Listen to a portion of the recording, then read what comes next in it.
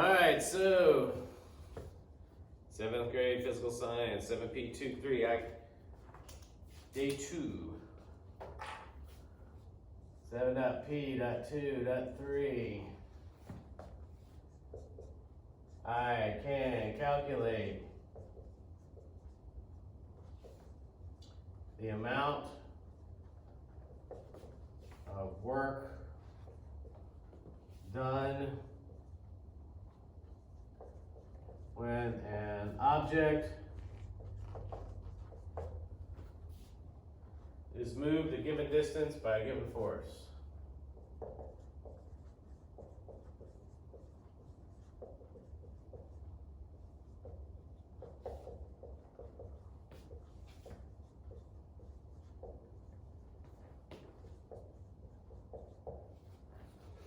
All right, so number one, we got to recognize when work has actually occurred. When has work actually occurred? Remember what our actual definition of work is.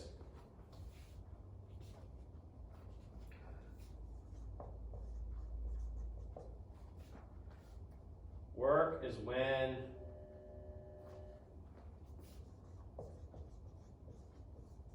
a force causes a displacement.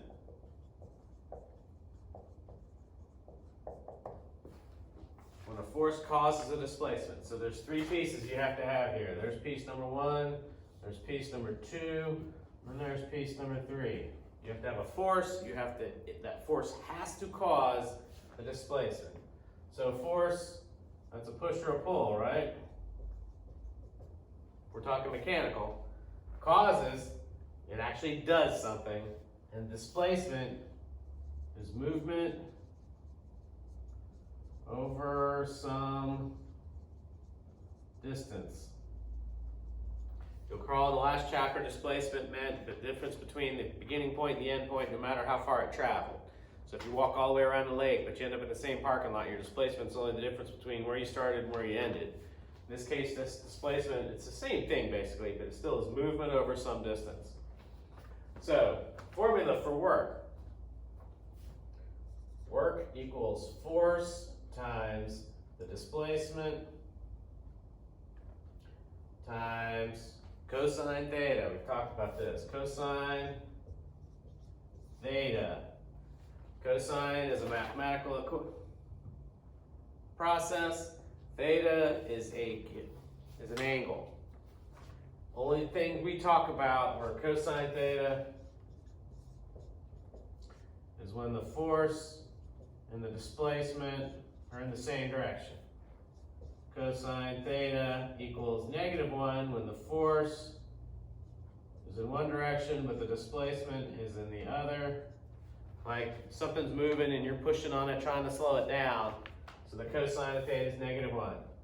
Cosine of theta is 0 when the force is perpendicular to the motion. Perpendicular to displacement. So this is all we're dealing with, because what happens is you could be,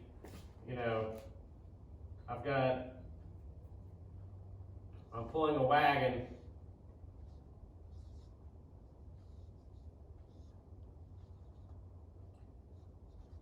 The force is this way, but the displacement is this way.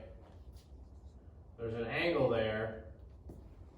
And so that's where we run into, where this ends up being important later down the road, but we don't have to know that right now. We just have to know that right now, if it's in the same direction, cosine theta is 1. If they're in opposite directions, it's -1. And if for whatever reason your force and your displacement are perpendicular to each other, it's 0, and you will have no work.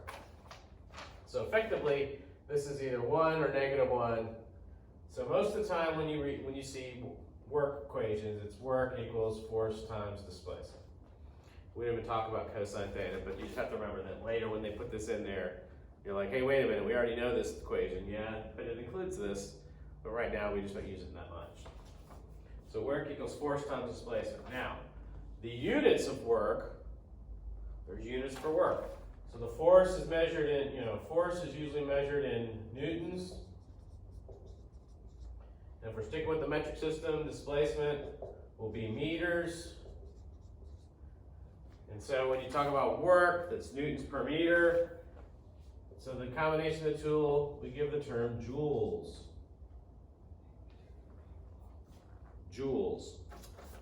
So the unit for work is joules. Anytime they ask you for a work equation, you gotta list the unit of joules, or a big J for short.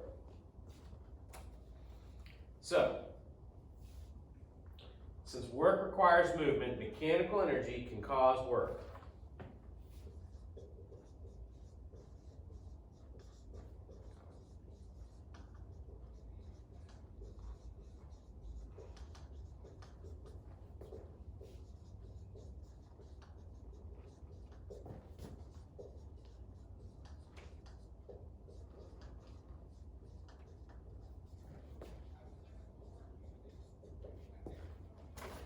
Work requires movement. Mechanical energy can cause work. Because if it doesn't move, if there's no displacement, then you didn't do any work. So, everybody got this? In the old days, I'd have to sit here and pause while everybody erased, but guess what? You can just rewind the video if you didn't actually get any of this down. Now we're going to actually do some equations. I'll leave that piece up there.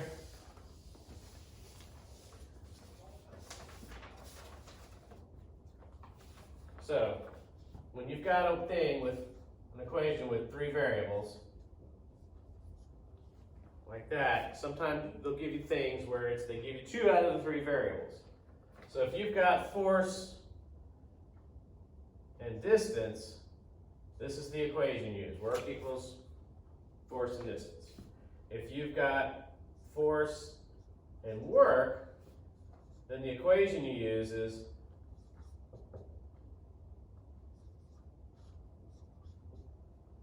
and if you've got distance and work, then you use this equation.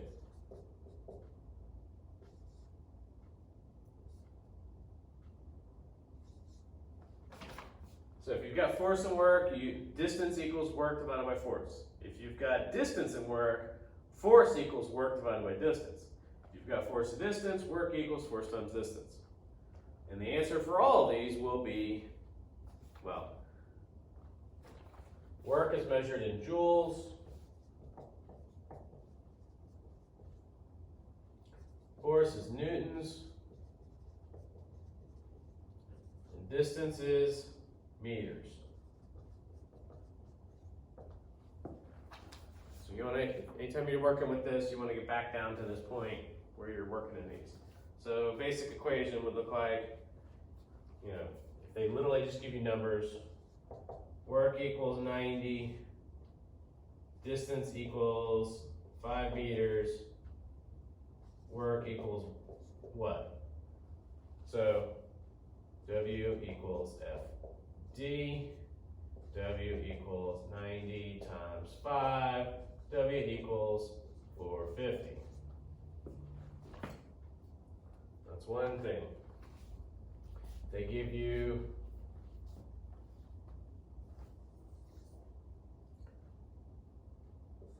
force is 6 newtons, and that's joules. Gotta have the units.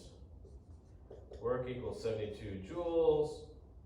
Distance equals, so I go back over here, distance equals work divided by force. 72 divided by 6. Distance equals 72 divided by 6 is 12. And that's meters. And for the third type, where they would give you work equals 120, distance equals 24, force equals what? So force equals, right here, work over distance equals equals 120 over 24 equals 120 divided by 24 is 5. Yep. And since it's force, that's newtons. So those are solving any given set, given two, figure out the third one for work. Now there's work. Now the last piece of it that involves work is power.